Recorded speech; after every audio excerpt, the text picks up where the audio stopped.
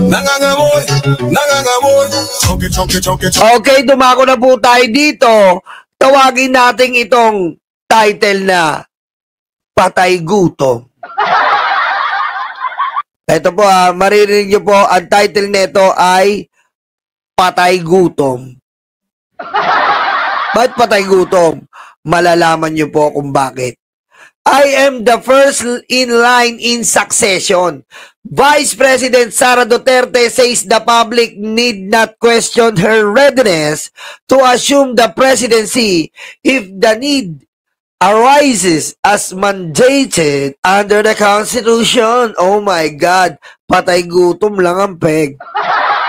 This was Duterte's straightforward response to our India interview on Tuesday, November 25, amid some calls for President Bongbong Marcos to resign over the flood control corruption scandal that has racked his administration and the drug use claims hurled against him by his very own sister, Senator Amy Babalina Triangle Marcos. Yan po ang isang patay gutom.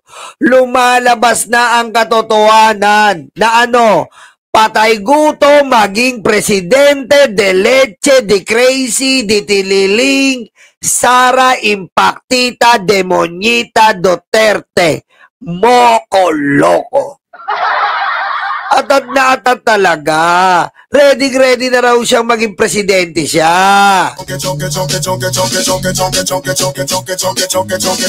Ikaw lang yon. Pero ang mga Pilipino, hindi kami handa na magkaroon ng presidenteng may sayad sa utak.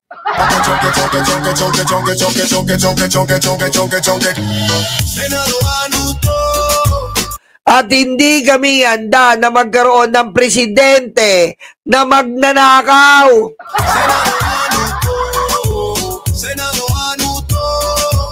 At hindi kami magkakaroon ng presidente na manhid.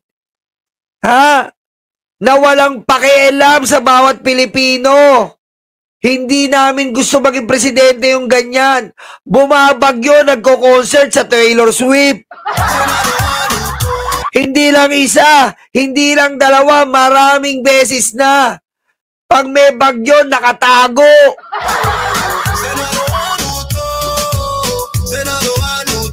Tapos mamamatay tao, kumakausap ng assassin para magpapatay ng tao. Ayaw namin ng presidenteng ganyan.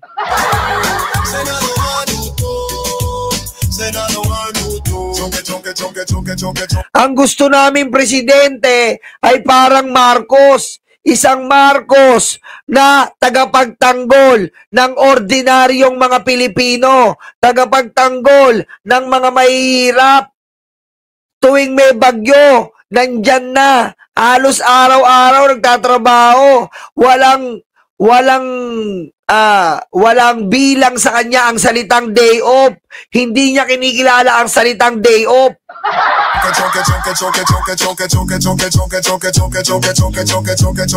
Yan ang gusto naming Pangulo. At ang gusto naming Pangulo, minamahal ang soberanya ng Pilipinas. Hindi dumidila ng betlog ng mga Chino. Na kahit susundukin siya ng bodyguard ni Xi Jinping, talagang kukumprontahin niya si Xi Jinping. Ganun ang gusto namin Pangulo. Role model. Okay? He is a role model to our fellow Filipino people and flowing the aid of the Almighty God. Okay? Because this president, we cannot have again this kind of president wherein this president so very, very, very intelligent and he loves so much the Filipino people. Oh, thank you, Ma'am Viola Cereza Force. Minsan di ko na alam kung lasing ka o ngongo, pero love ka pa rin namin, Yolo. Basta kung ano yun, lasing man o ngongo, eto tayo. Kaya wala mo yung maalala. Wala naman mo alam naman wala naman mo yung maalala. Okay na naman mo, maay naman, ama, mo, map.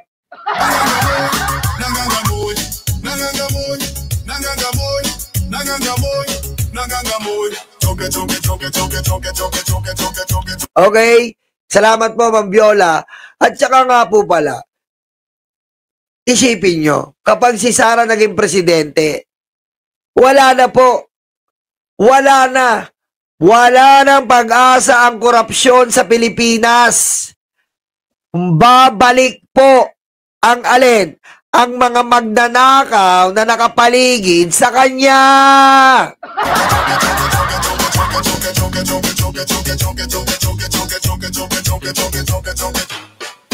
At bukod doon, lalaya po ang betlog kurduroy na si Rodrigo Roa Duterte.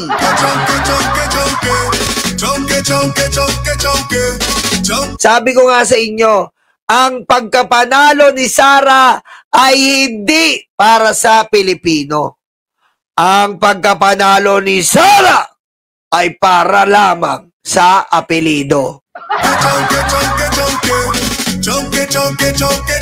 Bakit ko nasabi yan? Sapagkat unang-unang gagawin niya pag nakaupo yan, palalayain niya si Digong, palalayain niya si Kibuloy, palalayain niya si Tebes, palalayain niya si Bantag, palalayain niya ang kinulong sa flood control. Anong mangyayari sa atin yan?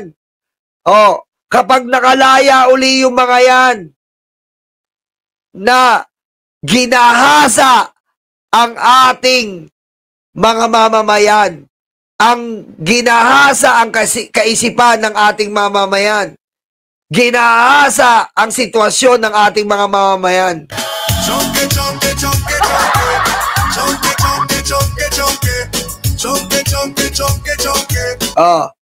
Diba? Yan ang sinasabi ko. Kaya Sara, in your dreams, huwag ka mag-alala. February, impeach ka na. Aray ko.